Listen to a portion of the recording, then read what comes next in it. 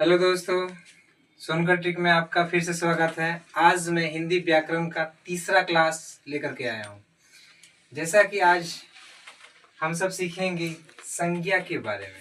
संज्ञा क्या है और इस संज्ञा को मैंने बहुत ही शॉर्ट माध्यम से बताने की कोशिश की है, क्योंकि है तो ये बहुत बड़ा, लेकिन हम लोग शॉर्ट तरीके से और बहुत ही आसान भाषा में इसे सीखेंगे। चलिए सीखते हैं संज्ञा क्या है। संज्ञा संज्ञा किसी व्यक्ति, वस्तु या स्थान के नाम को हम लोग क्या कहते हैं? संज्ञा। एक बार फिर से, किसी व्यक्ति, वस्तु या स्थान के नाम को हम लोग क्या कहते हैं? संज्ञा कहते हैं। व्यक्ति मतलब अगर किसी व्यक्ति का नाम होगा तो वो संज्ञा होगा। किसी वस्तु का नाम होगा तो वो भी संज्ञा होगा। वस्तु that means table, chair, bench, otherwise जितनी भी चीज की जितनी भी वस्तुएं हैं वो सब संज्ञा में कहलाएगी। उसके बाद या स्थान का नाम होगा तो हम उसे भी क्या कहेंगे? संज्ञा। यानी संज्ञा का डिफिनेशन अगर हम कहें तो किसी व्यक्ति, वस्तु या स्थान के नाम को संज्ञा कहते हैं। अब हम लोग जानेंगे संज्ञा को कितने भाग में बांटा गया है। तो दोस्तों, अर्थ के विचार से संज्ञा के भेद, तो अर्थ के विचार से संज्ञा को 5 भागों में बांटा गया है। तो वो 5 भाग कौन से हैं देख लेते हैं। तो पहला है व्यक्तिवाचक संज्ञा, दूसरा है जातिवाचक संज्ञा, तीसरा है भाववाचक संज्ञा, चौथा है समूहवाचक संज्ञा, पांचवा है द्रव्यवाचक संज्ञा। तो ये 5 पार्ट हैं जो संज्ञा के हैं। तो व्यक्तिवाचक संज्ञा, इसको देखेंगे कि व्यक्तिवाचक संज्ञा कहते किसे हैं। तो नाम से ही पता चल रहा है व्यक्तिवाचक, यानी जो व्यक्ति के बारे में बताए। जिस शब्द से व्यक्ति या वस्तु का बोध हो, व्यक्ति या वस्तु का बोध हो, उसे हम लोग व्यक्तिवाचक संज्ञा कहेंगे। जैसे राम, राम हम बोले तो पता चल रहा है कि हम किसी व्यक्ति के बारे में बोल रहे हैं। मोहन, इससे पता चल रहा है कि हम किसी व्यक्ति के बारे में बोल रहे हैं। उसी तरह से ताजमहल, ये जितने भी तरह के नाम होंगे वो हमारा व्यक्तिवाचक संज्ञा होगा। यानी जितने भी तरह के नाम, दिल्ली, ताजमहल, आगरा, राम, मोहन, सीता, गीता, जितना भी नाम आएगा वो सब व्यक्तिवाचक संज्ञा के अंदर आते हैं। पहला पार्ट समझ गए, व्यक्तिवाचक संज्ञा। दूसरा है जातिवाचक संज्ञा।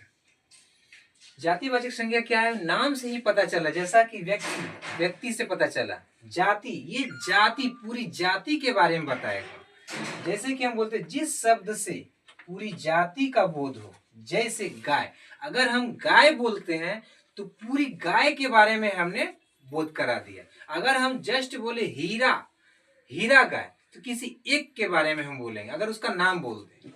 अगर हम गाय बोलते हैं तो हो गया वो जातिवाचक संज्ञा। घोड़ा बोल दिए, वो भी हो गया जातिवाचक संज्ञा। संज्ञा। तो तीसरा है भाववाचक संज्ञा। भाव यानी किसी का भाव अगर बताएंगे तो वो भाववाचक संज्ञा में आएगा।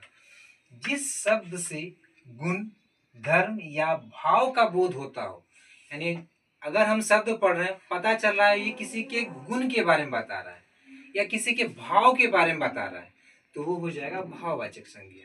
जैसे में देख लेते हैं क्या है आखिर भाव। जैसे मिठास, उसकी बोली मिठास है, या कह सकते हैं कि मिठास उसके गुणों में भरा हुआ, यानी यानी मीठा से ये बना है मिठास। तो हम कह सकते हैं कि मिठास मेरा क्या है?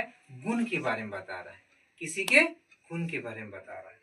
लड़कपन, लड़कपन ये हो गया मेरा भाव, हम अपना भाव व्यक्त कर रहे हैं। तो उसका बचपना क्या है? अभी लड़कपन जैसा है, यानी लड़के जैसा है, हम अपनी भाव को व्यक्त कर रहे हैं। तो दैट मीन्स मिठास, लड़कपन, दया, ये जितने भी वर्ड्स हैं ये आ जाएंगे भाववाचक संज्ञा। अगला है चौथा समूहवाचक संज्ञा। समूह, जैसा कि हम देखते आ रहे हैं, नाम से ही पकड़ में आ रहा है, व्यक्ति, व्यक्ति का नाम, जाति पूरी जाति का बोध करेगा, भाव अपना भाव व्यक्त करेगा, और समूह वाचक, समूह से मतलब ये समूह के बारे में बताएगा। देखते हैं डिफिनेशन। जिस शब्द से समूह का बोध होता है, यानी समूह मतलब भीड़ का बोध होता होगा, जहां पूरे ग्रुप का बोध होता होगा, तो हम उस शब्द को क्या कहेंगे? समूहवाचक। तो उदाहरण में हो गया जैसे सभा। सभा हम लोग जब बैठते हैं तो किसी एक में नहीं होता है, वो पूरा 4-5 आदमी या लगभग लाखों आदमी के बीच में होता है। तो सभा में बहुत सारे आदमी हो गए, तो ये हो गए समूहवाचक। मेला वर्ड, मेला में भी देखेंगे तो मेला में भी एक आदमी का मेला नहीं होता है, हजारों उसमें होते हैं, तो पूरा ग्रुप होता है, तो ये हो गया समूहवाचक। भीड़, भीड़ भी बोले तो इसमें भी एक आदमी का भीड़ नहीं होता है, बहुत सारे होते हैं, दैट मीन्स भीड़ शब्द जो हो गया समूहवाचक संज्ञा। कक्षा, कक्षा भी अगर देखें तो एक कक्षा में लगभग 10 बच्चे होते हैं या उससे ज्यादा बच्चे होते हैं, तो हम जितने भी शब्द देखें सब में क्या होता है? भीड़ होता है, समूह होता है, इसलिए ये सारे शब्द हो गए समूहवाचक संज्ञा। और लास्ट है द्रव्यवाचक संज्ञा। द्रव्य जिसको हम लोग पदार्थ बोलते हैं, तो जिन वस्तुओं को नापा या तौला जा सके, ऐसा वस्तु जिसको हम नाप या तौल सकें, उस वस्तु को हम लोग द्रव्यवाचक संज्ञा कहेंगे। जैसे में सोना, सोना दोस्तों हम लोग क्या कर सकते हैं? नाप सकते हैं ना, सोना नाप सकते हैं, चांदी, तेल, घी, तो ये सब सारी वस्तुएं क्या हो जाएंगी? द्रव्यवाचक संज्ञा। तो एक बार फिर से रिपीट, व्यक्तिवाचक संज्ञा, जातिवाचक संज्ञा, भाववाचक संज्ञा, समूहवाचक संज्ञा और द्रव्यवाचक संज्ञा। ये अर्थ के विचार से संज्ञा के 5 भेद है। तो जैसा शब्द रहेगा, जैसे पूछेगा मिठास किस संज्ञा के अंतर्गत आता है, तो हम सीधा बोल सकते हैं भाव, क्योंकि मिठास हम अपनी भाव को या हम किसी के गुण के बारे में बता रहे हैं। अगर पूछ दिया जाए कि चांदी किस संज्ञा का उदाहरण है, संज्ञा में से किस पाठ का उदाहरण है, तो हम बता सकते हैं कि चांदी हम नाप तोल सकते हैं, दैट मीन्स द्रव्यवाचक संज्ञा। चलिए अब हम प्रश्न की ओर चलते हैं और अपने आप को टेस्ट करते हैं कि हम लोगों ने कितना सीखा। तो संज्ञा के 5 भेद हैं, उनके उदाहरण मैंने बता दिए हैं। अब उससे संबंधित 5 प्रश्नों के जवाब देना है और देखते हैं आप लोगों में से कितने का 5 में से 5 सही होता है। नदी किस संज्ञा का उदाहरण है? फिर से क्वेश्चन, नदी किस संज्ञा का उदाहरण है? तो ऑप्शन नंबर ए व्यक्तिवाचक, बी जातिवाचक, सी समूहवाचक और डी द्रव्यवाचक। सोचिए दोस्तों।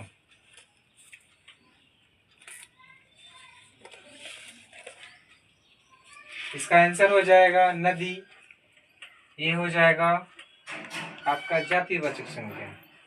क्योंकि नदी, हम अगर किसी नदी का नाम ले लेते हैं कि गंगा नदी, तो ये हो जाता व्यक्तिवाचक, और नदी बोले तो पूरी नदी का बोध हो गया, इसलिए ये हो गया जातिवाचक। दूसरे क्वेश्चन पे आते हैं। जातिवाचक संज्ञा का उदाहरण है ऑप्शन नंबर ए गेहूं, बी तेल, सी लड़कपन, डी गाय। एक बार फिर से, जातिवाचक संज्ञा का उदाहरण है, ए नंबर है गेहूं, बी तेल, सी लड़कपन, डी गाय। कमेंट बॉक्स में मुझे तुरंत कमेंट करा।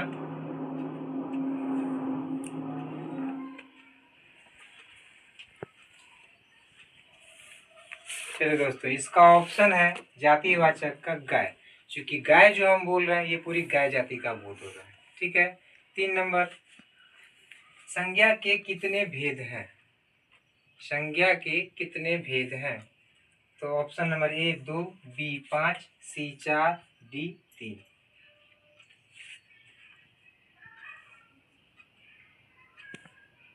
तो इसका आंसर है संज्ञा के 5 भेद हैं। चौथा नंबर आंसर है झुंड। क्वेश्चन है झुंड किस संज्ञा का उदाहरण है? ए नंबर जातिवाचक, बी व्यक्तिवाचक, सी द्रव्यवाचक, डी कोई नहीं। इसका आंसर देखते हैं। वीडियो अगर बिना स्किप किए देखिएगा तो जरूर समझ में आएगा, अगर स्किप करके देखिएगा तो 5 क्वेश्चन में से जरूर गड़बड़ा जाएगा। तो झुंड देखते हैं आंसर। झुंड मतलब समूह के बारे में बोल रहे हैं, दैट मीन्स इसमें समूहवाचक नहीं नजर आ रहा है, तो ऑप्शन हो जाएगा कोई नहीं, इसमें हो जाएगा समूहवाचक।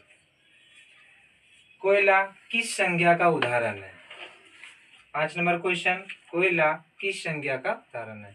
ऑप्शन नंबर ए व्यक्तिवाचक, बी समूहवाचक, सी जातिवाचक और डी द्रव्यवाचक। कमेंट बॉक्स में मुझे कमेंट कीजिए और इस लास्ट क्वेश्चन का आंसर मुझे कमेंट बॉक्स में दें। वीडियो अच्छे लगे तो लाइक एंड सब्सक्राइब।